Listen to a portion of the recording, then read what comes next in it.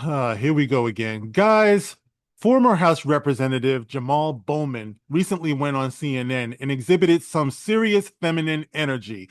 Now, this is the second time in less than a month, I believe, maybe a little bit more, that we've seen this. Of course, we saw it famously with Mark Lamont Hill when he went on Piers Morgan Live, and it makes me wonder, like, what's going on with black men right now? Do we really think that getting on TV and throwing a hissy fit and crying is the way to be effective? Do we really think that this is empowering? Somebody give this guy a handkerchief. Let's talk about it. This is the gospel according to Mark with a C. He is I and I am he. Just taking some time to tell you exactly what's on my mind. Thank you for joining me once again, my friends. And as always, I remind you to hit the like button and also make sure that you remain subscribed on my channel. I really do appreciate that. Now, guys, let me share with you what I saw so you can tell me what you think of what Jamal Bowman was saying on CNN. Now, keep in mind, the reason why this man is there is because he's talking about, I guess, the election results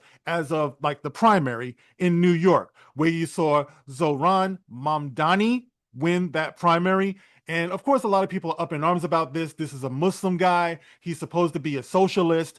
And a lot of people are saying that this is not going to be a good thing for New York. Personally, I think the dude is probably batshit crazy myself. He's something like 33 years old. I don't think that he's up for this, but that's just my opinion. But anyway, as you would imagine, a lot of people have opinions about this, and they're strong opinions.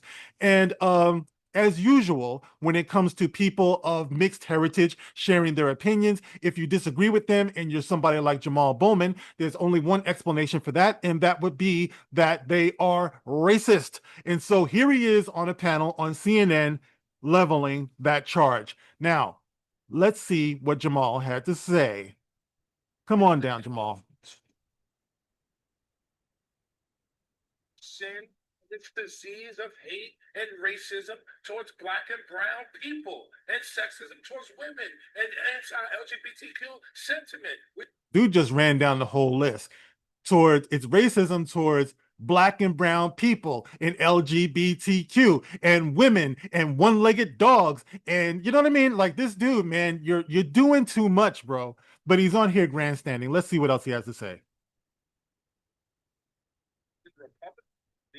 Not hold each other accountable when it comes to the racism that comes from the party on a consistent basis. Okay, let me just say this, all right?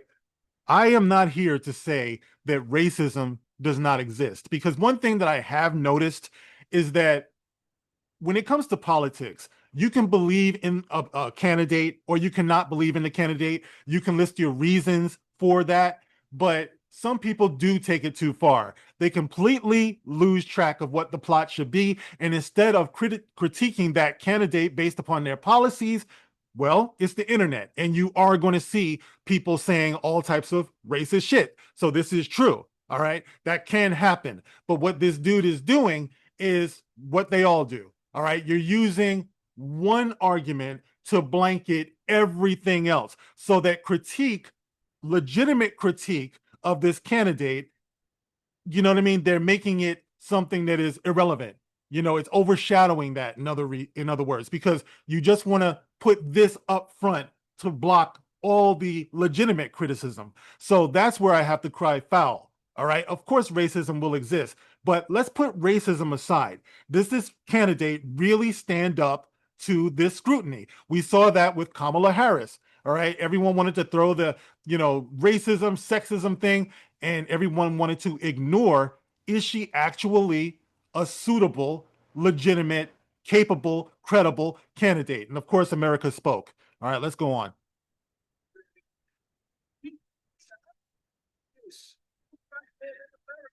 Ooh, yep, he went there. I'm a black man in America. Now, we just heard Sam Wilson, Captain America, do the same thing in Captain America in the Winter Soldier, or whatever it was called. Not the Captain, yeah, whatever it was called. Who cares, man? But anyway, Sam Wilson said the same thing. I'm a black man in America. You know what's weird about that, guys? You never hear somebody say, I'm a black man in Afghanistan. I'm a black man in El Segundo. I'm a black man in Zimbabwe. Oh no, there's probably a lot of them there. But anyway, the point is that being a black man in America is supposed to be a statement unto itself. Listen, I'm a black man in America. In case you haven't noticed, I am, but you don't see, like, we don't do this, man. It's like you make your own way, you do the best that you can, and you stop resting on that. I'm a black man in America. Enough said. You're a black man in America. So, all right. I don't think that anybody has it easy in life. I don't think that's the point of life, that anyone should coast through life. Everything is relative. As a black man in America, you might think that you're the low man on the totem pole, but guess what? That's a you problem when you identify yourself as substandard. Moving on. The reason why these and cancer and obesity and diabetes are bigger in the black community is because of the stress we carry from having to deal with being called the N word. Oh God, good. Yes, he went there, guys. He went there. The reason why heart disease, diabetes, cancer, the reason why we have all these things in the black community is because we get called the N-word. I could have swore it was because we eat too much unhealthy food and we don't go to the doctor regularly. Yes, a lot of us don't, especially as black men in America. And I know what I'm talking about because I have lost loved ones very close to me who have since passed away because of these things. We don't know how to regulate our diet. We don't know how to exercise. We don't make healthy choices. It starts with us. But people like this, Jamal Bowman, wants you to believe it's all because we get called the N-word. Once again, even if you subscribe to that way of thinking, our pop culture does nothing but call each other the N-word. You go on any rap song, you go on any movie, anything you can name. Black people seem to think that it's acceptable to call each other the N-word. Once again, internalizing something like that can be stressful because you won't pay me any amount of money to believe that it's a term of endearment. I've had black dudes get so mad at me, and right after they call me a coon, nigga, I don't feel love when they do that. I'm sorry. Doesn't bring up warm fuzzies to me. Directly or indirectly every day. If your colleagues would listen and try to learn and engage and grow and stop being so hateful, we could have a better country. Now he's talking about the Republican Party, right? MAGA. If they would stop being so hateful, if they would stop calling black people the N-words all the time. First of all, I don't give a damn what they call me at their dinner table when I'm not around. I really don't. It doesn't matter to me. They don't have to love me. They don't have to at all. All right. But people like Jamal Bowman want you to forget that it was the Democratic Party, the Dixiecrats, that stood against slavery. It was the Dixiecrats that were primarily the Ku Klux Klan. You know what I mean? They like to gloss over that fact when they just talk about the Republicans. Now, I'm not saying that the Republicans love us. I'm not saying that the Republicans love us. I'm not saying that the Republicans love us. I'm just saying that there's an imbalance when it comes to the narrative that people like this like to put out there. All right. So here it is. He's on this panel. And just like with Mark Lamont Hill, these people are laughing at him, man. It's like an effeminate, out of control, over emotional black man is always going to be a joke, right? And you put yourself out there like you need a hug. And I used to say all the time, what America really needs is a hug a Negro day. I swear to you, if that white woman sitting right next to him were to reach over and give him a hug, he would burst out into tears and he would accept that hug and it would be okay. Dude, give up Juneteenth and make it a national holiday. Hug a Negro month or day. Hug a Negro day. I'm telling you, you guys might think that I'm kidding. Oh, look at this coon right here. I bet you it would work. Okay? Now, this dude, all right, let me see if there's something else here for you. Feel your passion. I understand where you're coming from. Sincerely, I really. Now, see, this is where they talk to him like a child, right? And this is a terrible optic, dude. If you find yourself as a big black man on a panel full of white people crying like a bitch the way he is right now, and they start talking to you like you're a child, now, Jamal, I understand why you're upset.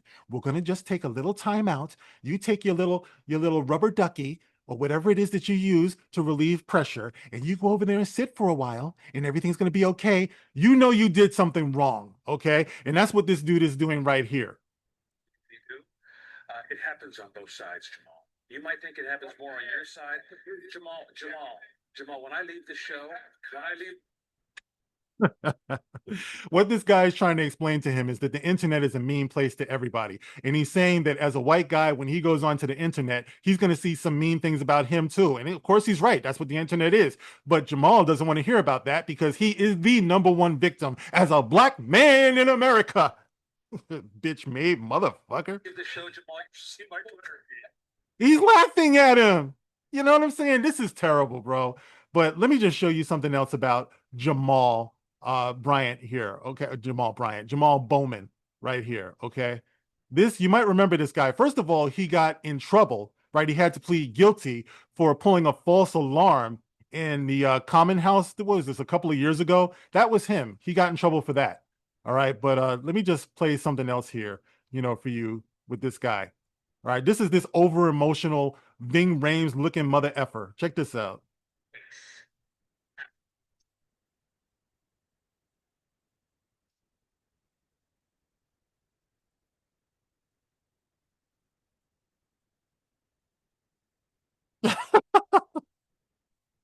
This dude dancing, doing all type of acrobatics, and he lost. By the way, he lost. That's why he's the former House representative. He was out there with Alexandria Ocasio Cortez, whatever her name is. That how. So yeah. So this is what we're dealing with this guy, and it's like I said, guys. We are in a position now as black men where we are being seen as over emotional, irrational, just like I don't know, panty waist, man.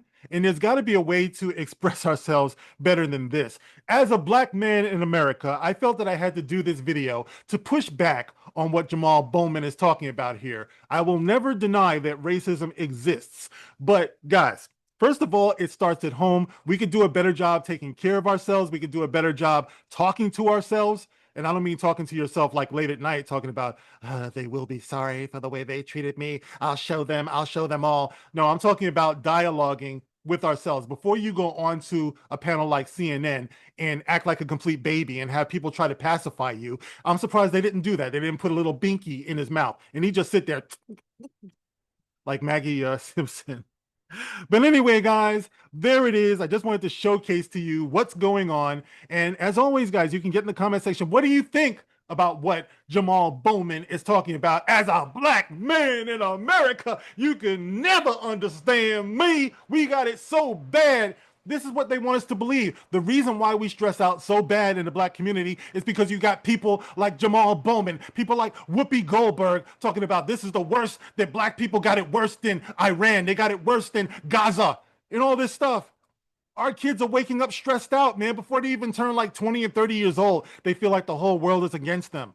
They're wanting to hurt themselves. And you wonder why diabetes is what it is. You wonder why heart disease is what it is, why cancer is what it is in the black community. It's because we are hopeless, hopeless because of people like this who make a ton of money telling people like us that we got no hope in this world. But anyway, that's it for me. Get in the comment section and let me know how you feel about this. As always, you can like, you can share, and you can subscribe. And of course, hit the Super Thanks feature if you want to contribute to the channel. I'll see you on the next one, guys. This is The Gospel According to Mark with a C. Rock on.